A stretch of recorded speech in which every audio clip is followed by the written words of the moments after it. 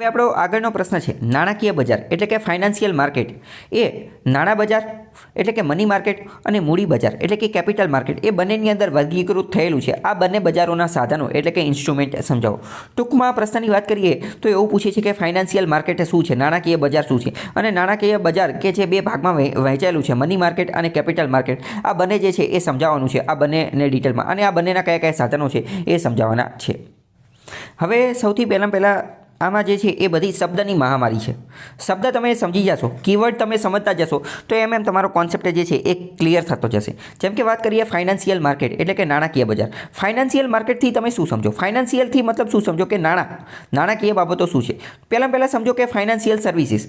Financial services આપણને કોણ આપે? નાણાકીય સુવિધાઓ કોણ પૂરી પાડતું હોય છે? તો જેટલી પણ સંસ્થાઓ અથવા જેટલી પણ વસ્તુઓ આપણને ફાઇનાન્શિયલ સર્વિસીસ નાણાકીય સુવિધાઓ પૂરી પાડતી હોય ને એ બધાનો સમાવેશ ફાઇનાન્શિયલ માર્કેટની અંદર થાય. અથવા તો એવી દરેક જગ્યા કે જ્યાં પૈસાની લેવડ દેવડ જે છે એ થતી હોય એ બધી જગ્યા જે છે એ ફાઇનાન્શિયલ માર્કેટની અંદર જોડાયેલી છે. અથવા તો તમે સમજો કે ફાઇનાન્સનો એક બીજો મતલબ શું થાય? ફાઇનાન્સનો એક બીજો મતલબ થાય લોન આપવી. તમે ઘણી બધી વાર એવો શબ્દ સાંભળેલો હશે કે તમે ગાડી લેવા જાઓ અને તમે લોન ઉપર ગાડી લેવો ને તો ત્યારે એમ કે તમે ફાઇનાન્સ કરી, અથવા ઘર લોન ઉપર લેવો તો કે તમે ફાઇનાન્સ કર્યો. તો ફાઇનાન્સનો એક બીજો મતલબ થાય કે લોન આપવી. તો ફાઇનાન્શિયલ માર્કેટનો મતલબ એક એવો પણ થાય કે જ્યાં લોનની લેવડ દેવડ થતી હોય, એટલે કે લોન આપવાની અને લોન લેવાની બાબત થતી હોય એ બધી જગ્યા પણ ફાઇનાન્શિયલ માર્કેટની અંદર આવશે. હવે તમે શાંતિપૂર્ણ રીતે વિચારો કે લોનની અથવા તો મેં તમને કીધું કે પૈસાની જે લેવડ દેવડ થતી હોય એ બાબતો કઈ છે. હકીકતમાં પૈસાની લેવડ દેવડ તો એ તો થોડુંક મોટી વસ્તુ, કારણ કે પૈસાની લેવડ દેવડ તો દુકાન ઉપર થતી હોય તો એ આની અંદર ન આવે, બરાબર. પરંતુ મેં તમને જે બીજી વાત કીધી કે લોનવાળી વસ્તુ, ફાઇનાન્સ એટલે કે લોન આપી, તો લોનની લેવડ દેવડ અથવા તો સંસ્થાની અંદર પૈસાની લેવડ દેવડ ક્યાં થતી હોય તો આપણે વિચારીએ તો તાત્કાલિક ખબર પડી જાય કે બેંકની અંદર થતી હોય. તો ફાઇનાન્શિયલ માર્કેટની અંદર સૌથી પહેલાં કઈ વસ્તુ આવશે? બેંક. પરંતુ ખાલી બેંકમાં તે ફાઇનાન્શિયલ માર્કેટ એટલે કે લોનની લેવડ દેવડ થતી હોય એવું નથી. બેંક સિવાય પણ બીજી અમુક વસ્તુ છે એનબીએફસી. એનબીએફસી એટલે કે નોન બેન્કિંગ ફાઇનાન્સ કંપની. આના વિશે આપણે વાત કરીએ છીએ કે આ પણ એક પ્રકારની એવી વસ્તુ છે કે જે લોન આપવાનું કાર્ય જે છે એ કરતી હોય. આ ઉપરાંત બેંકના પણ ઘણા બધા પ્રકાર હોય. જેમ કે વાત કરીએ કે પબ્લિક સેક્ટર બેંક એટલે કે સરકારી બેંક, પછી વાત કરીએ કે પ્રાઇવેટ બેંક, પછી વાત કરીએ કે કમર્શિયલ બેંક એટલે કે વાણિજ્ય બેંક, પછી વાત કરીએ કે શેડ્યુલ બેંક. તો આ બધી બેંકો જે છે એ આની અંદર આવી જતી હોય છે. પછી વાત કરીએ કે ફાઇનાન્શિયલ માર્કેટની અંદર તો આ બધી બેંકો, પછી આ એનબીએફસી એટલે કે નોન બેન્કિંગ ફાઇનાન્શિયલ કંપની, આ બધી જે છે એનો આની અંદર સમાવેશ થાય. તો હવે તમને થોડો ઘણો શબ્દ ઉપરથી અંદાજ આવી ગયો છે કે શબ્દ ઉપરથી આપણે જવાબ ઉપર કઈ રીતે પહોંચીએ છીએ. હવે જો સમજીએ કે ફાઇનાન્શિયલ માર્કેટ, સૌથી પહેલાં આપણે ફાઇનાન્શિયલ માર્કેટની ડેફિનેશન એનું વ્યાખ્યા જોઈએ. Financial market refer to the system consisting of financial institution. Financial market શું છે? એ એક એવી વસ્તુ છે કે જેની અંદર ફાઇનાન્શિયલ ઇન્સ્ટિટ્યુશન નાણાકીય સંસ્થાગતોનો સમાવેશ થાય છે, ફાઇનાન્શિયલ ઇન્સ્ટ્રુમેન્ટ નાણાકીય સાધનોનો સમાવેશ થાય છે, રેગ્યુલેટરી બોડીઝ એટલે કે જે આ ફાઇનાન્શિયલ માર્કેટને રેગ્યુલેટર નિયંત્રણમાં રાખવા માટેની જે સંસ્થાઓ એના સંગઠનો એ બધાનો સમાવેશ થાય છે. આ બધી વસ્તુ ભેગી થાય એટલે ફાઇનાન્શિયલ માર્કેટ બને. ફરીથી કીવર્ડ જોઈએ તો financial institution, financial instrument, regulatory body અને ઓર્ગેનાઇઝેશન, આ બધા ભેગા થઈને એટલે ફાઇનાન્શિયલ માર્કેટ ભેગું બની જાય. ઇટ ફેસિલિટેટ્સ, આ જે છે સુવિધા આપે છે કોની? તો કે ડેબ એન્ડ ઇક્વિટી કેપિટલ. એક રીતે કેપિટલ એટલે કે પૈસા આપણે પ્રાપ્ત કરી શકીએ. પૈસા કઈ રીતે? તો કે ડેબ એટલે કે ઉધાર સ્વરૂપે અને ઇક્વિટી એટલે કે માલિક સ્વરૂપે પણ જે છે એ પ્રાપ્ત કરી શકીએ. હવે સમજો ડેબ અને ઇક્વિટી શું? ખાલી એક જ લીટીની અંદર આપણે સમજી જઈએ. માની લો કે તમારે જે છે એ 1 લાખ રૂપિયા જોઈએ છે. તો તમે મારી પાસે આવ્યા અને તમે મને કીધું કે તમે મને 1 લાખ આપો. મેં કીધું સારું, વાંધો નહીં, 1 લાખ લઈ જાઓ, બરાબર. તમારે દર વર્ષે 10% વ્યાજ આપવાનું, 10% વ્યાજ આપવાનું. તો મેં તમને પૈસા જે છે એ વ્યાજવા આપ્યા, મેં તમને પૈસા જે છે લોન સ્વરૂપે આપ્યા. તો આને શું કહેવાય? આને ડેબ કહેવાય. એટલે કે તમારી ઉપર ઉધાર છે 1 લાખ રૂપિયાનું. તમારી ઉપર શું છે? ઉધાર છે 1 લાખ રૂપિયા. પરંતુ મેં તમને આ 10% વાળી સ્કીમ સમજાવી તો તમે એમ કીધું કે ના 10% વાળી સ્કીમ તો મને પસંદ નથી આવતી, એની કરતાં મારો પાસે બીજો પ્લાન છે. શું પ્લાન છે? હું તમને એમ પૂછું શું પ્લાન છે? તો તમે એમ કહો કે હું આ 1 લાખ રૂપિયાનો એક નવો ધંધો સ્ટાર્ટ કરવાનો છું, નવું સ્ટાર્ટઅપ શરૂ કરવાનું છે. આ ધંધાની અંદર આપણા બેની ભાગીદારી અથવા તો 33% 66%નો પ્રોફિટ રેશિયો. પરંતુ ટૂંકમાં જે છે હું તમને કંઈ વ્યાજ આપીશ નહીં, પરંતુ આપણે જે છે આનેથી એક ધંધો સ્ટાર્ટ કરીએ અને ધંધાની અંદર જે નફો, પ્રોફિટ અથવા લોસ થશે ને એની અંદર તમારો ફાયદો. જો પ્રોફિટ થાય તો ફાયદો અને લોસ થાય તો નુકસાન, બરાબર. એવી રીતે નક્કી કરો. તો એને શું કહેવાય? એને કહેવાય ઇક્વિટીનો મતલબ શું? ઇક્વલ, એટલે કે બેની જે છે એ ઇક્વલ ભાગીદારી, બરાબર. તો આટલી વસ્તુ તમે સમજી ગયા છે, ઇક્વિટી અને ડેબ. તો હવે વાત કરીએ કે ફાઇનાન્શિયલ માર્કેટની અંદર કોણ કોણ આવે. તો મેં તમને કીધું ફાઇનાન્શિયલ માર્કેટની અંદર પહેલાં તો બેંક આવી જશે, NBFC એટલે કે નેશનલ, અમુક બેંક સિવાયની પણ અમુક સંસ્થા હોય જેમ કે ડેવલપમેન્ટ ફાઇનાન્શિયલ ઇન્સ્ટિટ્યુશન, વિકાસ માટે લોન આપતી અમુક સંસ્થા હોય જેમ કે નાબાર્ડ શું કરે તો કે ગ્રામ્ય વિકાસની માટે જે છે, ગ્રામ્ય વિકાસ અથવા એગ્રીકલ્ચર માટે જે છે એ લોન આપી હોય. પછી SIDBI small industrial development bank કે જે નાના ઉદ્યોગોને લોન આપી હોય. પછી IDBI આ પણ વિકાસ માટેની બેંક છે. તો આ બધી બેંક સિવાયની આ બધી સંસ્થાઓ પણ આવી જશે. એની સિવાય NBFC non banking financial institution આવી જશે અને આ બધી વસ્તુ ભેગી થઈ અને શું બનશે, આ બધી વસ્તુ ભેગી થઈ અને ફાઇનાન્શિયલ ઇન્સ્ટ્રુમેન્ટ બનશે. હવે સમજો કે આ બધી બેંકો ને એ બધું જે છે તો એ બધાનું રેગ્યુલેશન, એ બધાનું નિયંત્રણ કોણ કરે છે, તો એ બધાનું નિયંત્રણ તો કરે છે RBI. તો RBI જે છે એનો સમાવેશ પણ આની અંદર થઈ જશે, કારણ કે પહેલાં તો આપણે ફાઇનાન્શિયલ ઇન્સ્ટિટ્યુશનની અંદર જોઈ લીધું કે આની અંદર કોણ આવશે, તો કે નાણાકીય સંસ્થાઓ, ફાઇનાન્શિયલ સર્વિસીસ આપવાવાળી જે સંસ્થા જે છે એ આપશે. પછી ફાઇનાન્શિયલ ઇન્સ્ટ્રુમેન્ટ આવશે, પછી ફાઇનાન્શિયલ રેગ્યુલેટર આવશે. આ બધા આવી જશે. તો RBI પણ જે છે એ આની અંદર આવી જશે. હવે આપણે જોઈએ કે આ ફાઇનાન્શિયલ માર્કેટ જે છે, ફાઇનાન્શિયલ માર્કેટ એના ફંક્શન, એના કાર્યો કયા કયા છે. તો એના ફંક્શન, ફાઇનાન્શિયલ માર્કેટ નાણાકીય બજારના કાર્યો નીચે આપેલા છે. It provides facilitate for interaction between the investor and the borrower. એટલે કે ઇન્વેસ્ટર એટલે શું, તો કે પૈસા લગાવવાવાળો વ્યક્તિ, અને બોરોવર એટલે કે ઉધાર લેવાવાળો વ્યક્તિ, એ બંનેની વચ્ચે જે છે એ માધ્યમ પૂરું પાડે છે, એ બંનેની વચ્ચે ફેસિલિટી પૂરી પાડે છે. ટૂંકમાં આપણે પહેલાં દેશી રીતે વાત થઈ એ જ કે તમારે લોનની જરૂર છે અથવા તો તમારે ઉદ્યોગ ધંધો સ્ટાર્ટ કરવા માટે પૈસાની જરૂર છે, તમે મારી પાસે આવ્યા અને મેં તમને પૈસા આપ્યા, બરાબર. તો એવી રીતે આ બેંકની વાત કરે છે, એટલે કે ફેસિલિટી પૂરી પાડે છે ઇન્વેસ્ટરને અને બોરોવરને. બીજું વાત કરીએ કે it provides pricing information resulting from the interaction between buyers and sellers in the market when they trade financial assets. જ્યારે બંને ઇન્વેસ્ટર અને અથવા તો લેન્ડર અને બાયર અથવા બાયર અને સેલર આ બંને જે છે એ બજારની અંદર ટ્રેડ એટલે કે વેપાર કરતા હોય ને, તો ત્યારે બજારની અંદર કયા પ્રકારના ભાવ ચાલે છે એ બંને વ્યક્તિઓને, બંને પાર્ટીને જે છે એ જણાવવાનું કાર્ય કરે છે. બીજી વાત કરીએ તો આ જે છે એ સિક્યુરિટી પણ પૂરી પાડે છે. આ જે સિક્યુરિટી પૂરી પાડે છે, ફોર એક્ઝામ્પલ તમે એ નામના વ્યક્તિ છો, તમે મારી પાસે 1 લાખ રૂપિયા જે છે એ લોન લેવા આવ્યા, તો હું તમને લોન આપતા ડરું, કેમ? કારણ કે તમે બૂચ મારી અને જતા રહ્યો તો. પરંતુ વચ્ચે બેંક હોય એટલે વાંધો આવે નહીં, વચ્ચે બેંક નો આવે, વચ્ચે બેંક હોય તો વાંધો ન હોય. એટલે બેંક જે છે અથવા તો આ જે માર્કેટ જે છે એ શું કરે છે, સિક્યુરિટી પણ પૂરી પાડે છે ફાઇનાન્શિયલ એસેટ્સને. બીજું આનું ફંક્શન કાર્ય શું છે, it ensures liquidity by providing a mechanism for an investor to sell the financial assets. માની લો કે ભવિષ્યની અંદર કોઈ વ્યક્તિ લોન લઈ અને જતું રહ્યો અને પછી લોન બૂચ મારી અને જતું રહ્યું, તો આવા કેસની અંદર શું કરવાનું? તો આવા કેસની અંદર ઇન્વેસ્ટર એટલે કે રોકાણકાર જે છે એના પૈસા બૂચ ન મરાવો જોઈએ, એને નુકસાન જવું જોઈએ. એટલે આવામાં શું થાય, તો જ્યારે લોન આપેલી હોય ત્યારે કંઈક વસ્તુ ગીરવે મુકાવેલી હોય, કોલેટરલ રાખેલું હોય, તો જે ગીરવે મુકાવેલી હોય એ વસ્તુ જે છે એ વેચી અને જે છે એના પૈસા બહાર નીકળી જાય, તો એ પ્રકારની લિક્વિડિટી ગમે ત્યારે ઇન્વેસ્ટરને પૈસા પાછા જોતા હોય તો એ પ્રકારની મિકેનિઝમ, વ્યવસ્થા પણ તૈયાર કરવામાં આવે છે. કોના દ્વારા? ફાઇનાન્શિયલ ઇન્સ્ટિટ્યુશન દ્વારા.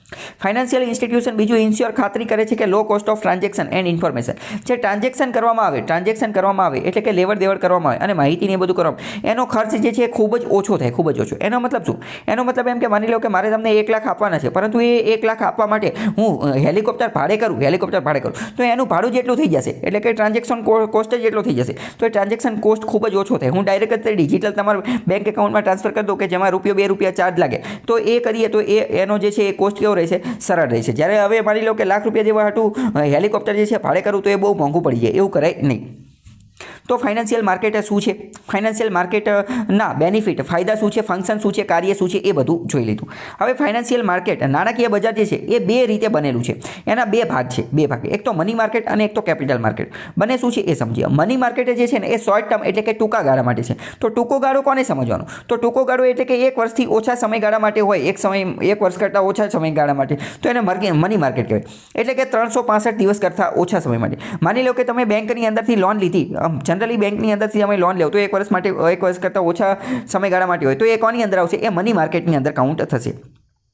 જ્યારે વાત કરીએ કે કેપિટલ માર્કેટ શું છે, તો કેપિટલ માર્કેટ જે છે ને એ લોંગ અને મીડિયમ ટર્મ એટલે કે મધ્યમ અને લાંબા ગાળા માટે. તો મધ્યમ અને લાંબો ગાળો કોને ગણવાનો? તો કે 1 વર્ષ કરતાં વધારે હોય, એટલે કે 365 કરતાં વધારે દિવસ હોય, 365 કરતાં વધારે દિવસ, અથવા 1 વર્ષ કરતાં વધારે એનું રોકાણ હોય, તો તરત કોણ આવી જાય? તો કે કેપિટલ માર્કેટ. ટૂંકમાં પ્રશ્ન જે રીતે પૂછેલો છે તો એનો જવાબ કઈ રીતે લખવાનો, એની બ્લુપ્રિન્ટ કઈ રીતે લખવાની? પહેલાં તો ફાઇનાન્શિયલ માર્કેટ જે છે એની વ્યાખ્યા આપવાની છે, આપણે પહેલાં જોઈ લીધું એ.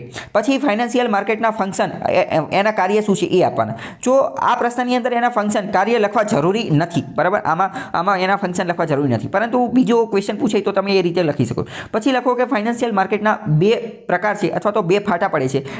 એક તો મની માર્કેટ અને એક કેપિટલ માર્કેટ. મની માર્કેટ ટૂંકા ગાળા માટે 1 વર્ષ માટે, 1 વર્ષથી નીચા માટે. કેપિટલ માર્કેટ લાંબા ગાળા માટે, 1 વર્ષથી વધુ ગાળા માટે. હવે મુખ્યત્વે આપણે જોયું કે આ બધાની અંદર જે છે એ મુખ્યત્વે 2 વસ્તુ થતી હોય. એક તો લેન્ડિંગ અને એક તો બોરોઈંગ. બોરોઈંગ એટલે શું? તો કે પૈસા ઉધાર જે છે એ લેવા. જ્યારે લેન્ડિંગ એટલે શું? લેન્ડિંગ એટલે પૈસા ઉધાર આપવા. બરાબર? તો આ બંને વસ્તુ લેન્ડિંગ અને બોરોઈંગ આ પ્રકારની બે વસ્તુ થતી હોય છે. હવે આપણે ડાયરેક્ટ જોઈએ કે મની માર્કેટ શું છે. મની માર્કેટ તો આરબીઆઈના મત પ્રમાણે તમને હવે એ પણ ખબર પડી ગઈ હશે કે મની માર્કેટ જે છે એમાં મુખ્યત્વે બેન્કો આવે છે. બેંક ને એનબીએફસી ને એ બધી વસ્તુ. અને આ બેંક ને એનબીએફસી ને એ બધાને કંટ્રોલ કોણ કરે છે? એ બધાને રેગ્યુલેટ નિયંત્રણ કોણ કરે છે? તો આરબીઆઈ. તો આપણે એક રીતે એવું પણ કહી શકીએ કે મની માર્કેટ જે છે ને મની માર્કેટ એ આખું આરબીઆઈના કંટ્રોલમાં છે એવું કહી શકાય. એવું આપણે કહી શકાય. બરાબર? તો આરબીઆઈના મત પ્રમાણે મની માર્કેટ શું છે? તો money market is the centre of dealing mainly of short character. આરબીઆઈના મત પ્રમાણે મની માર્કેટ આ એક એવું બજાર છે કે જે ટૂંકા ગાળામાં જે છે એ વહીવટ કરવા માટે ડીલ કરવા માટે વપરાતું હોય એનું નામ શું છે? એનું નામ money market. In monetary assets it meets the short term requirement. બોરોવર અને લેન્ડર આ બંને લોકો જે છે એની ટૂંકા ગાળાની જરૂરિયાતો પૂરી કરવા માટે જે બજાર હોય એને આપણે શું કહીએ છીએ? એને આપણે મની માર્કેટ કહીએ છીએ. It is a place. આ એક એવી જગ્યા છે કે જ્યાં શોર્ટ ટર્મ ટૂંકા ગાળા માટે સરપ્લસ ઇન્વેસ્ટેબલ ફંડ્સ એટલે કે ઇન્વેસ્ટર કે જેની પાસે વધારાના પૈસા રહેલા છે, નાણાકીય બાબતો રહેલી છે, એ શું કરે છે? એ વ્યાજમાં આપે છે કોઈને, અથવા તો લોનમાં આપે છે, અથવા તો બેંકને આપે છે. જે તે વ્યક્તિ બોરોવર જે છે ઉધાર લેવાવાળો વ્યક્તિ એને આપે છે ટૂંકા ગાળા માટે, અને એમાં સરકારને ઇન્સ્ટિટ્યુશન એ બધું પણ ભાગ ભજવે છે. એને આપણે શું કહીએ? એને આપણે કહીએ મની માર્કેટ. મની માર્કેટના ફંક્શન કયા કયા છે એ હવે આપણે જોઈએ. મની માર્કેટ એટલે તમે સમજી ગયા કે મની માર્કેટ એટલે આખી બધી ચીજો બેંકની આજુબાજુમાં જે રમતા હોય, બેંકની આજુબાજુમાં ફરતા હોય એ. મની માર્કેટનું રેગ્યુલેટર એક રીતે આરબીઆઈ કહી શકે. To maintain the balance between the demand and the supply for money when it comes to short term money related transaction monetary equilibrium. Money માર્કેટનું એક કાર્ય એવું કહી શકીએ કે ટૂંકા ગાળાની અંદર પૈસાની જે છે એ લેવડ દેવડ અથવા તો પૈસાની ડિમાન્ડ અને સપ્લાય એ બંનેની વચ્ચે જે છે એ બેલેન્સ એટલે કે સમતોલન જાળવી રાખવાનું કાર્ય કરે છે. બીજું મની માર્કેટ શું કરે છે? તો કે પ્રમોટ ઇકોનોમિક ગ્રોથ, આર્થિક વિકાસ જે છે એને પ્રોત્સાહન આપે છે. મની માર્કેટ જે છે એ અલગ અલગ ફંડ નવા પૈસા પણ જનરેટ કરી શકે છે અલગ અલગ ઇકોનોમીના, એગ્રીકલ્ચર, સ્મોલ ઇન્ડસ્ટ્રી એ બધાના અંતર્ગત. એ બધાને તો લોન આપવાનું કરે છે. મેં તમને કીધું મની માર્કેટ આવે એટલે તમારા મગજની અંદર ચિત્ર કોનું આવવું જોઈએ? તો કે બેંકનું ચિત્ર આવવું જોઈએ. પછી વાત કરીએ કે મની માર્કેટ બીજું શું કરે છે? Provide help to trade and industry. વેપાર અને ઉદ્યોગ ધંધાવાળાને જે છે એ મદદ કરે છે. શેની માટે? તો કે વેપાર ધંધો કરવા માટે. માની લો કે કોઈ ઇન્ડસ્ટ્રી છે, તો ઇન્ડસ્ટ્રીએ રો મટીરિયલ ખરીદવાનું છે, તો રો મટીરિયલ ખરીદવા માટે એ પૈસા મોકલશે, તો પૈસા માટે એ બેંકનો સહારો જ લેશે. તો મની માર્કેટ પ્રોવાઇડ્સ એડિક્યુએટ ફાઇનાન્સ, એ લોન આપવાનું પણ કોશિશ કરે છે એ ટ્રેડ અને ઇન્ડસ્ટ્રી બંનેને. અને provides facility to discounting bill of exchange, અને આ બધાની પણ સુવિધા આપે છે. ડિસ્કાઉન્ટિંગ ને બિલ ઓફ એક્સચેન્જ શું છે એ આપણે સમજીશું. To help in implementing monetary policy, monetary પોલિસીને લાગુ પાડવા માટે પણ જે છે આ મની માર્કેટ એ રોલ ભજવે છે. It provides a mechanism for effective implementation of the monetary policy, monetary પોલિસીના અમલીકરણમાં મહત્વની ભૂમિકા ભજવે છે. કેપિટલ ફોર્મેશન એટલે કે નવા પ્રકારનું કેપિટલ, નવા પ્રકારનું જે છે એ મૂડી, એની ફોર્મેશન, એની રચના કરવામાં પણ મદદ કરે છે. Money market makes available investment for short term, ટૂંકા ગાળા માટે જે છે એ ઇન્વેસ્ટમેન્ટ લાવી અને કાર્ય કરે છે. જનરેટિંગ સેવિંગનું જે છે એ નિર્માણ કરે છે અને ઇન્વેસ્ટમેન્ટને એ બધું લાવે છે. હવે મની માર્કેટ એના ફીચર, એના લક્ષણો કયા કયા છે એ જોઈએ. તો કે the money market provides non inflationary sources of finances to the government. સરકારને પણ જો લોનની જરૂર હોય તો મની માર્કેટની અંદરથી મળી જાય છે. તમને ખ્યાલ હશે કે સરકારને પણ લોનની જરૂર હોય તો આરબીઆઈ પાસેથી અથવા અન્ય બેંક પાસેથી એ લઈ શકે છે. It is possible by issuing treasury bills. હવે જો મની માર્કેટની અંદર સરકારને જો લોન જોતી હોય તો સરકાર લોન કઈ રીતે લે? તો તમને ખ્યાલ હશે કે સરકાર જે છે એ ટ્રેઝરી બિલ ઇસ્યુ કરી અને લોન લે છે. તમને એવું લાગે કે સરકાર જીસેક ગવર્મેન્ટ સિક્યુરિટી ઇસ્યુ કરીને પણ લોન લે છે, પરંતુ તમારે સમજી જવાનું છે કે ગવર્મેન્ટ સિક્યુરિટી જે છે એ 365 દિવસ કરતાં વધારેની હોય, એટલે કે 1 વર્ષ કરતાં વધારેની હોય. અને 1 વર્ષ કરતાં વધારેની હોય તો એ મની માર્કેટની અંદર નહીં, પરંતુ કેપિટલ માર્કેટની અંદર જતી રહે. એટલે ગવર્મેન્ટ સિક્યુરિટીની વાત નહીં હોય. જો સરકારે ટૂંકા ગાળા માટે લોન જોતી હોય તો એ ટી બિલ્સ, ટ્રેઝરી બિલ્સ રજૂ કરે. શું કરે? Treasury bills. તો ટ્રેઝરી બિલ્સ જે છે એ એક રીતે મની માર્કેટની અંદર જ આવશે. તો ટૂંકમાં પ્રશ્નમાં જે આપણને પૂછેલું હતું કે બંનેના ઇન્સ્ટ્રુમેન્ટ, બંનેના સાધનો જણાવવાના, તો આપણે કહી શકીએ કે ટ્રેઝરી બિલ્સ જે છે ને, ટી બિલ્સ, એ મની માર્કેટનું જ એક સાધન છે. મની માર્કેટનું જ એક સાધન છે. પ્રશ્ન પૂછે છે કે ટ્રેઝરી બિલ્સ, ટી બિલ્સ શું છે? તો ટી બિલ્સ એ સરકારે ટૂંકા ગાળા માટે લોન લેવા માટે અથવા પૈસા પ્રાપ્ત કરવા માટેનું એક સાધન છે. બીજી વાત કરીએ કે મની માર્કેટની અંદર બીજું શું આવે? તો કે organization and institute which deal or facilitate dealing in short term debt instrument. ટૂંકા ગાળા માટે જે લોન આપવાનું કાર્ય કરતો હોય એ બધા કોની અંદર આવશે? તો કે મની માર્કેટની અંદર. વાત કરીએ કે RBI, commercial bank, cooperative bank, NBFC, પછી એલઆઈસી ને, જીઆઈજી ને, UTI unit trust of India, LIC life insurance corporation of India, special institution જેમ કે DFHI, discount and financial house of India, આ બધા જે છે એનો કોની અંદર સમાવેશ થઈ જશે? મની માર્કેટની.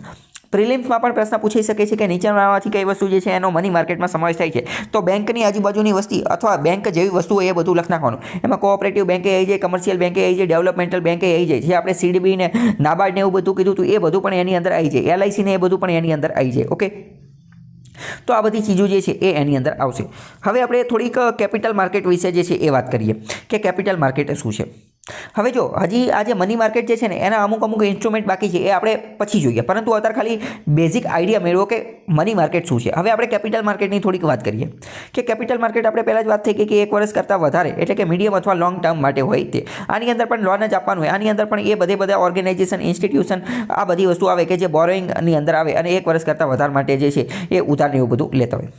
હવે કેપિટલ માર્કેટની અંદર જોઈએ ને તો કેપિટલ માર્કેટની અંદર પાછા બે ફાટા છે, એક તો પ્રાઇમરી માર્કેટ અને એક તો સેકન્ડરી માર્કેટ. તો ટૂંકમાં તમારે પરીક્ષામાં જે પ્રશ્ન પૂછાયેલો હોય તો પહેલાં તમારે લખવું પડે કે ફાઇનાન્શિયલ માર્કેટ. ફાઇનાન્શિયલ માર્કેટની અંદર પહેલું આવે મની માર્કેટ અને બીજું આવે કેપિટલ માર્કેટ. કેપિટલ માર્કેટની અંદર ફરી પાછા બે ફાટા આવે, એક તો પ્રાઇમરી અને એક તો સેકન્ડરી. બરાબર, એ આપણે જોઈએ. હવે કેપિટલ માર્કેટની અંદર મુખ્યત્વે કોઈ વસ્તુ હોય ને તો કેપિટલ માર્કેટની અંદર મુખ્યત્વે બધી વસ્તુ આવશે શેર બજાર. શું આવશે? સ્ટોક માર્કેટ એટલે કે શેર બજાર. તો હવે અહીંયા તમે સમજો, મની માર્કેટ એવો શબ્દ આવે તો તમારા મગજની અંદર ચિત્ર આવવું જોઈએ બેંકનું, અને કેપિટલ માર્કેટ એ જ્યારે આવે તો તમારા મગજની અંદર ચિત્ર આવવું જોઈએ કોનું? તો કે શેર બજારનું, સ્ટોક માર્કેટનું, મુંબઈની દલાલ સ્ટ્રીટનું, BSE, NSE, Bombay stock exchange, national stock exchange, એ બધાના ચિત્ર આવવા જોઈએ. ઓકે, હવે આપણે કેપિટલ માર્કેટની અંદર પ્રાઇમરી માર્કેટ અને સેકન્ડરી માર્કેટે જોઈએ. પ્રાઇમરી માર્કેટ એટલે શું?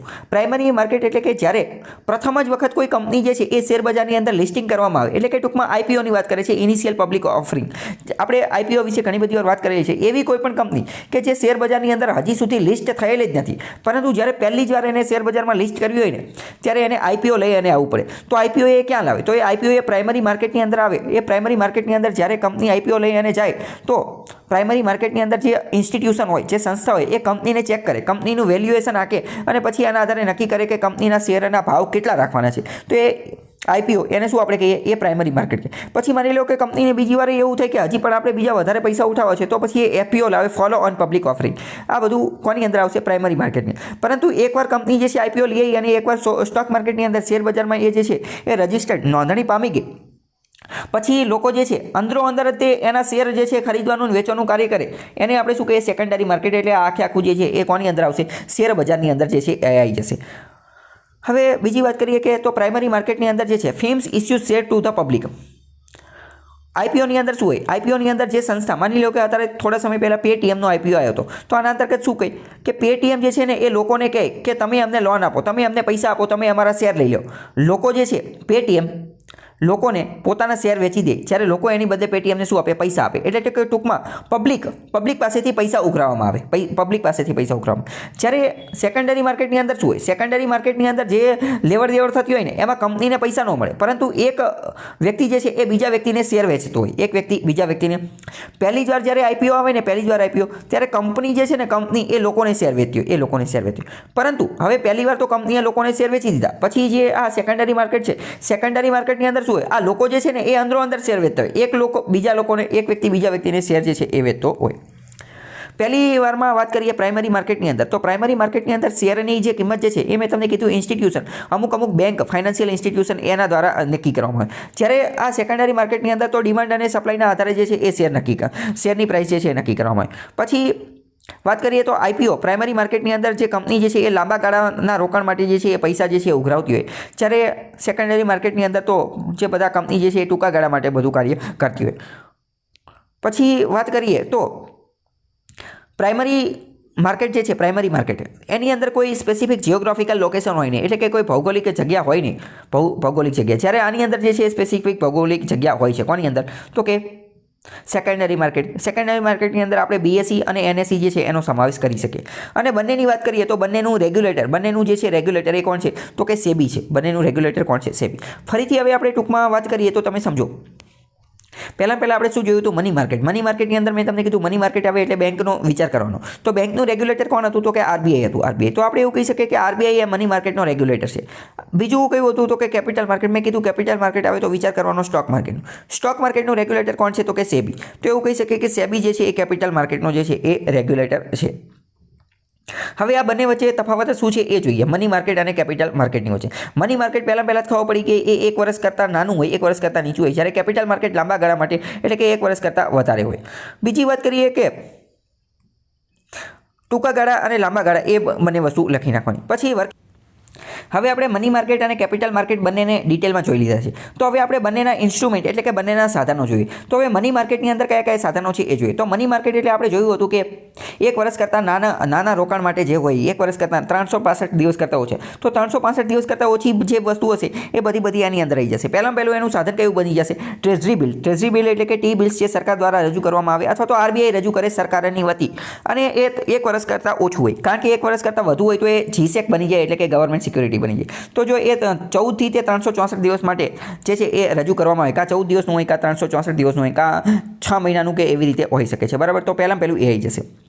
બીજી વાત કરીએ, બીજું કઈ વસ્તુ છે? તો બીજું એક આવું આવે કમર્શિયલ બિલ. આ બધા હકીકતમાં શું હોય? આ બધા હકીકતમાં તો કાગળના ટુકડા જ હોય. કાગળના ટુકડા હોય, કાગળનો ટુકડો, એની ઉપર લખેલું હોય કે ટી બિલ્સ, એની ઉપર લખેલું હોય કે કમર્શિયલ બિલ. પરંતુ આ જે ટુકડા હોય ને એ ટુકડાના માધ્યમથી આપણને લોન મળી જાય, આપણને પૈસા મળી જાય, આપણને શું થાય? પૈસા મળી જાય. અને એ પૈસા, એ જે કાગળ જે છે ને એ કાગળ એ પૈસા જેટલી વેલ્યુ ધરાવતું હોય. બરાબર. બીજું છે કમર્શિયલ બિલ. કમર્શિયલ બિલ શું છે એ સમજો. આ બધા જે ટોપિક જે છે આની અંદરથી પણ પ્રિલિમ્સમાં પ્રશ્ન પૂછાતા હોય છે. કમર્શિયલ બિલ તો કે જે are also cold the trade bills. Commercial બિલને ટ્રેડ બિલ અથવા બિલ ઓફ એક્સચેન્જ પણ કહે છે. ટૂંકમાં trade bill, bill of exchange અને કમર્શિયલ બિલ આ બંને જે છે ને એ એક જ વસ્તુના અલગ અલગ નામ છે. ઘણી બધી વાર આ પ્રશ્ન પૂછાયેલો છે કે બિલ ઓફ એક્સચેન્જ જે છે એ નીચેનામાંથી કોનો ભાગ છે? તો મની માર્કેટનું, કેપિટલ માર્કેટનું કે કોનો ભાગ છે? તો બિલ ઓફ એક્સચેન્જ આપણે જોઈ લીધું કે મની માર્કેટનો ભાગ છે. કેમ? કારણ કે બિલ ઓફ એક્સચેન્જ આ એક પ્રકારની એવી વ્યવસ્થા છે કે જેમાં 1 વર્ષ કરતાં ઓછા સમયગાળા માટે જે છે એ પૈસા પ્રાપ્ત કરવામાં આવે. 1 વર્ષ કરતાં ઓછા સમયની જ્યારે લોન લેવી હોય, કોને? તો કે કોમર્સે એટલે કે ઉદ્યોગોએ જ્યારે 1 વર્ષ કરતાં ઓછા સમય માટે લોન લેવી હોય તો એ કમર્શિયલ બિલ રજૂ કરે અથવા ટ્રેડ બિલ રજૂ કરે અથવા બિલ ઓફ એક્સચેન્જ રજૂ કરે. ત્રણેય એક જ વસ્તુના નામ છે અલગ અલગ. બિઝનેસ દ્વારા એક બિઝનેસ બીજા બિઝનેસ જે છે એ રજૂ કરે. આ હકીકતમાં શું છે? તો it is a return acknowledgement. આ હકીકતમાં એક સ્લીપ છે, એક પ્રકારની રિસિપ્ટ છે કે જે ડેબ ધરાવતી વ્યક્તિ જે છે એ આટલા પૈસા જે છે એ ભવિષ્યમાં એને આપશે. તે યાર શોર્ટ ટર્મ ઇન્સ્ટ્રુમેન્ટ, ટૂંકા ગાળા માટે વપરાય છે. મોટે ભાગે જે છે એ 90 દિવસ માટે. આની વેલિડિટી કેટલી હોય છે? તો કે 90 દિવસ માટે હોય છે. તે યાર ફ્રીલી માર્કેટેબલ. આને માર્કેટની અંદર વેચી પણ શકે છે. Bank provides working capital. Bank પણ જે છે એ આ રિસિપ્ટની ઉપર જે છે એ લોન આપતી હોય છે. હવે જો આ આખી વસ્તુ શું છે ને, જ્યારે આ વસ્તુ જે છે એ ડિસ્કાઉન્ટ ઉપર મળે ને તો એને ડિસ્કાઉન્ટિંગ ઓફ વેલ્થ કહે. આ શું છે એ હું તમને જે છે એ આખું થોડું સમજાવવાની કોશિશ કરું. હવે કમર્શિયલ બિલ શું છે ને એ આપણે એક ઉદાહરણ દ્વારા સમજીએ. ફોર એક્ઝામ્પલ સમજો કે એક ખાંડ બનાવતી કંપની છે. ખાંડ બનાવતી એટલે કે સુગર ઇન્ડસ્ટ્રી છે અથવા સુગરની ફેક્ટરી છે, ખાંડ બનાવવાનું કારખાનું છે. તો એ ખાંડ કઈ રીતે બનાવશે? તો ખાંડ બનાવવા માટે પહેલાં તો એને શેરડી જોશે. તો એ શેરડી કોની પાસેથી ખરીદશે? ખેડૂત પાસેથી ખરીદશે અથવા તો ખેડૂતની જે સંસ્થા હશે અથવા તો કોઈ ખેડૂત માટેનું જે માર્કેટ હશે કોઈ દુકાનમાંથી ખરીદશે. ટૂંકમાં ક્યાંથી ખરીદશે? કોઈ દુકાનમાંથી. હવે માની લો કે આ ખેડૂત જે છે, આ દુકાન જે છે ને, આ દુકાન એણે 1 કરોડ રૂપિયાની શેરડી વેચી દીધી આ ખાંડવાળાને. આ ખાંડ કંપનીવાળાને કેટલી? 1 કરોડ રૂપિયાની શેરડી વેચી. પરંતુ આ ખાંડ કંપનીવાળાએ એવું કીધું કે હું તમને 1 કરોડ રૂપિયા અત્યારે નથી આપતો, હું તમને અત્યારે 50% પેમેન્ટ કરું છું. 50 લાખ રૂપિયા આપું છું, 50 લાખ પછી આપીશું, કારણ કે મારી પાસે અત્યારે સગવડ નથી.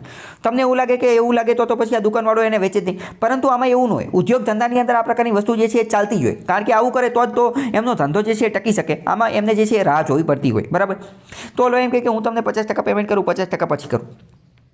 તો આ જે 50% પેમેન્ટ બાકી છે ને એ 50% બાકી પેમેન્ટ માટે આ ખાંડની કંપનીવાળા જે છે ને, ખાંડની કંપનીવાળા એને એક પ્રકારનું બિલ આપે કે હું આ તારીખે તમને 50% પેમેન્ટ, બાકીના 50 લાખ જે છે એ આપીશ. અને આ જે રિસિપ્ટ જે છે ને એ આ દુકાનવાળાને મળી જાય. કોને? એટલે કે ખેડૂતને મળી જાય અથવા તો જે શેરડી વેચવાવાળો હોય એને મળી જાય.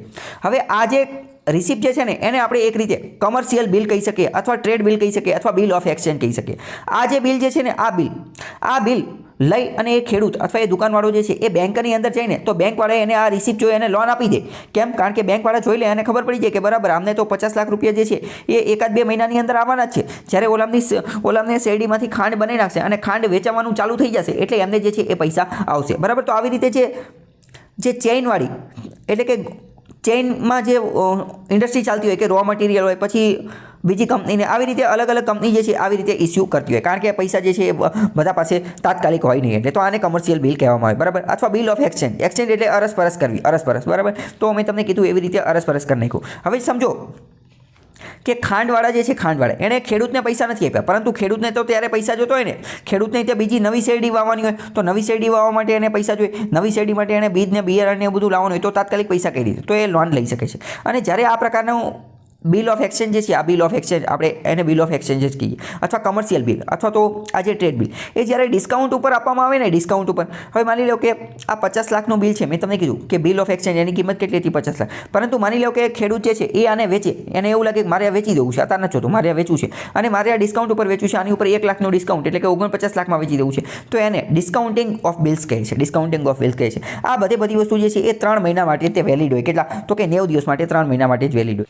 હવે મની માર્કેટની અંદર બીજી એક ચીજ આવે છે સીપી. સીપી એટલે કે કમર્શિયલ પેપર. કોમર્સનો મતલબ શું થાય? શબ્દ સમજો. કોમર્સનો મતલબ થાય ઉદ્યોગ, ધંધો, વેપાર થાય, બરાબર. તો વેપારની અંદર જે પેપર ઇસ્યુ કરવામાં આવે, આ પણ એ જ પ્રકારની વસ્તુ છે. 1990ની અંદર આને જે છે એ રજૂ કરવામાં આવેલું હતું. વાઘોલ કમિટી જે છે, વાઘોલ કમિટી, એણે કીધું હતું કે આ કમર્શિયલ પેપર નામની કોઈ વસ્તુ હોવી જોઈએ. આ કેવું છે કમર્શિયલ પેપર? તો આ એક પ્રકારની અનસિક્યોર્ડ એટલે કે આની પાછળ કોઈ સિક્યુરિટી ન હોય. આ પ્રકારની અનસિક્યોર્ડ પ્રોમિસરી નોટ્સ છે. વિધાનવાળા વાક્યમાં ડાયરેક્ટ કહી દેશે કે કમર્શિયલ પેપર શું છે? તો કે અનસિક્યોર્ડ પ્રોમિસરી નોટ્સ છે. પહેલું વિધાન આવું આપી દીધેલું છે. સિક્યોર્ડનો મતલબ શું થાય? સિક્યોર્ડનો મતલબ એવું થાય કે એવી કોઈ વસ્તુ કે જેની પાછળ ગીરવો મૂકેલો હોય, ગીરવે કંઈક કોલેટરલ મૂકેલો હોય, પરંતુ આની પાછળ કોઈ હોય નહીં. આ કમર્શિયલ પેપર કોના દ્વારા રજૂ કરવામાં આવે? તો કે કોઈ બિઝનેસ દ્વારા, કોઈ કોર્પોરેટ દ્વારા, કોઈ ઉદ્યોગ જગત દ્વારા, કોઈ જે છે એ વેપારી હોય ને એના દ્વારા રજૂ કરવામાં. પરંતુ આ કમર્શિયલ પેપર એવો જ વ્યક્તિ રજૂ કરી શકે કે જેની નેટવર્થ જે છે ને એ 5 કરોડ હોય. બેંકની અંદર એની નેટવર્થ છે, એની કંપનીની વેલ્યુ, ઓકાત જે છે એ 5 કરોડ હોવી જોઈએ. 5 કરોડ અથવા 5 કરોડ કરતાં વધારે હોવી જોઈએ ટૂંકા ગાળા માટે. એટલે આમાં શું થાય? These are issued at a discount price. આને જે છે એ ફેસ વેલ્યુના ડિસ્કાઉન્ટ ઉપર 14 થી તે 12 મહિના, 14 દિવસથી તે 12 મહિના સુધી જે છે એ આ ઇસ્યુ કરવામાં આવે. These are issued in multiple of 1 લાખથી તે 25 લાખ સુધીમાં જે છે, વધુમાં વધુ 25 લાખ સુધીમાં જે છે એ આને ઇસ્યુ કરી શકે. 1 લાખથી 25 લાખ. તો હવે કમર્શિયલ પેપર શું છે એ આપણે ઉદાહરણ દ્વારા સમજીએ. માની લો કે કોઈ રાજ નામનો વ્યક્તિ છે. આ રાજ નામનો વ્યક્તિ જે છે એ બહુ મોટો વેપારી છે, એની બહુ મોટી કંપની છે અને એના બેંક એકાઉન્ટની અંદર તે 10 કરોડ રૂપિયા પડ્યા છે. એના બેંક એકાઉન્ટની અંદર 10 કરોડ, અથવા તો એની કંપનીની વેલ્યુ જે છે એ પણ 5 કરોડ કરતાં વધારે છે. એની વેલ્યુ એ છે, એની બેંકમાં જે છે એ 5 કરોડ કરતાં વધારે વેલ્યુ છે. હવે આવા કેસની અંદર એને પૈસા જોઈએ છે. આવા કેસની અંદર તો એ કમર્શિયલ પેપર ઇસ્યુ કરી શકે. એટલે કે એ જે છે એક કાગળ રજૂ કરી નાખે, એ કાગળની ઉપર લખી નાખે કે કમર્શિયલ પેપર, અને એ જે છે એ ડિસ્કાઉન્ટ ઉપર 14 દિવસ માટે અથવા તો 12 મહિના માટે જે છે એ કોઈને આપી દે અને કહી દે કે આ જે છે એ કમર્શિયલ પેપર છે, મારી ફલાણી બેંકની અંદર 5 કરોડ રૂપિયા ડિપોઝિટ છે, તું અત્યારે મને 1 લાખ રૂપિયા દે, અથવા તો તું અત્યારે મને 25 લાખ રૂપિયા દે, બરાબર. અને એને નામ શું આપી દે? કમર્શિયલ બેંક જે છે નામ આપી દે. તો હવે તમે સમજી ગયા છો. આવી રીતે કોઈ વ્યક્તિ એને પૈસા જે છે આપી દે, એ કોના આધારે? એ એની વેલ્યુના આધારે. એની વેલ્યુ કઈ? એની વેલ્યુ તો કે એના બેંકની, એની ખુદની ઓકાત જે છે એ 5 કરોડ કરતાં વધારેની છે, એના આધારે પૈસા આપી દે, તો એને આપણે કમર્શિયલ પેપર. પરંતુ મેં તમને કીધું કે આની અંદર તો બૂચ લાગવાની શક્યતા રહેલી છે. એટલે તો આ કમર્શિયલ પેપર જે છે એને શું કહેવામાં આવે? એને અનસિક્યોર્ડ કહેવામાં આવે છે. અનસિક્યોર્ડ, કારણ કે આની અંદર કોઈ બીરો હોતો નથી, ગીરવે કોઈ વસ્તુ મૂકેલી હોતી નથી, બરાબર. તો કમર્શિયલ પેપર એ કેવી છે? અનસિક્યોર્ડ છે. પરંતુ આ 1 વર્ષ કરતાં ઓછા માટે છે. એટલે મની માર્કેટની અંદર આવશે. બીજી મની માર્કેટની અંદર શું આવશે? તો કે સીડી એટલે કે certificate of deposit. The CD was introduce 1989માં ઇસ્યુ કરેલું હતું. આની ભલામણ પણ વાઘોલ કમિટીએ કરેલી હતી. આ વાઘોલ કમિટીએ કરેલી હતી. આ જે વાત કરીએ સીડી એટલે કે સર્ટિફિકેટ ઓફ ડિપોઝિટ, આ શું છે? તો આ જે છે એ બેંક દ્વારા આપવામાં આવે છે. આ ટૂંકમાં વાત કરીએ ને તો શું છે? ફોર એક્ઝામ્પલ સમજો કે તમે બેંકમાં 1 લાખ રૂપિયા જમા કરાયા. તો બેંકમાં તમે પૈસા જ્યારે જમા કરાવવા જાઓ તો એક પ્રકારની સ્લીપ ભરતા છો. એ સ્લીપ ભરો એટલે આ બહુ મોટી સ્લીપ હોય, બરાબર. એમાંથી અડધું જે છે, અડધું કાગળ એ બેંકવાળા લઈ લે અને અડધું કાગળ જે છે એ તમને પાછું આપી દે. તો આ શું છે? આ એક પ્રકારની રિસિપ્ટ છે. આ એક પ્રકારની એવી રિસિપ્ટ છે કે તમે અત્યારે તાજેતરમાં તમારા બેંક એકાઉન્ટની અંદર આટલા પૈસા 1 લાખ રૂપિયા જે છે એ જમા કરાયા છે. આને શું કહે? Certificate of deposit. આ સ્લીપનો ઉપયોગ કરીને, આ જે પર્ચી જે છે ને, આ પર્ચીનો ઉપયોગ કરીને પણ તમે લોન લઈ શકો છો. અલગ અલગ જગ્યાએથી, અલગ અલગ વ્યક્તિ પાસેથી, અલગ અલગ સંસ્થા પાસેથી લોન લઈ શકો છો. પરંતુ એ 15 દિવસથી તે 3 વર્ષ માટે જ લઈ શકો છો. 15 દિવસથી 3. તો સર્ટિફિકેટ ઓફ ડિપોઝિટ, આનો ઉપયોગ પણ લોન લેવા માટે થઈ શકાય, ફિક્સ્ડ ડિપોઝિટ માટે થઈ શકાય, બરાબર. તો આ પણ કોની અંદર આવશે? મની માર્કેટની અંદર આવશે, બરાબર. તો આ ખ્યાલ આવ્યો છે. આ બધું જે છે એ શબ્દો તમે સમજી જશો. શબ્દોની જ બધી માયાજાળ છે. શબ્દો સમજી જશો તો ખ્યાલ આવી જશે. પછી એક વસ્તુ આવે ડીએફએ છે. ડીએફએ શું છે? Discount and finance house of India. આ જે છે એક સબસિડરી છે. કોની? તો કે આરબીઆઈની જ સબસિડરી છે. 1988માં બનાવવામાં આવી હતી. આની ભલામણ પણ વાઘોલ કમિટીએ કીધેલી હતી. આનો ઓબ્જેક્ટિવ ઉદ્દેશ્ય શું છે? તો કે સ્ટિમ્યુલેટ એક્ટિવિટી. મની માર્કેટની અંદર જે છે એ પૈસા ફટાફટ જે છે મળી જાય એની માટેની આ એક વસ્તુ છે. જો ઘણી બધી વાર કેવું થતું હોય કે પૈસા ફટાફટ ન મળે, વ્યક્તિના બેંક એકાઉન્ટમાં હોય પૈસા, પરંતુ એ ઉપાડવા જવું ઓલું કરવું એટલે ફટાફટ પૈસા મળી જાય, એની માટે આ બધા ઇન્સ્ટ્રુમેન્ટ, સાધનો બનાવવામાં આવેલા છે. It buys bills and short term security from bank and financial institute, thereby developing a secondary market in them. આમાં શું કરવામાં આવે કે આમાં એક discount and finance house of India limited આ એક પ્રકારની સંસ્થા છે આરબીઆઈ અંતર્ગત જ કામ કરતી સંસ્થા છે. આ સંસ્થા શું કરે? આ સંસ્થા બેંક પાસેથી અથવા બીજી કોઈ સંસ્થા પાસેથી જે રિસિપ્ટ હોય ને જે રિસિપ્ટ એ ખરીદવાનું કાર્ય કરે છે ટૂંકા ગાળા માટે. આ બધા જે બિલ હોય અથવા સિક્યુરિટી હોય એ ખરીદવાનું કામ કરે છે. આપણે જે રીતે કીધું કે જે પૈસા જમા કરાવી તો એની રિસિપ્ટ થઈ, કોકે જમા કર્યા કોકે ઉપાડ્યા એ બધાની રિસિપ્ટ રહી, તો એ બધી રિસિપ્ટ જે છે એ ખરીદવાનું કામ કરે છે કોણ? તો કે આ જે આરબીઆઈની અંતર્ગત કામ કરતી સંસ્થા DFA છે, discount and finance house of India, એ આ કાર્ય કરે છે. બરાબર. હવે બીજી વાત કરીએ કે ગિલ્ડ એજ માર્કેટ. ગિલ્ડ એજ માર્કેટ જે છે એ પણ કોની અંતર્ગત આવશે? એ પણ મની માર્કેટ અંતર્ગત જ આવશે.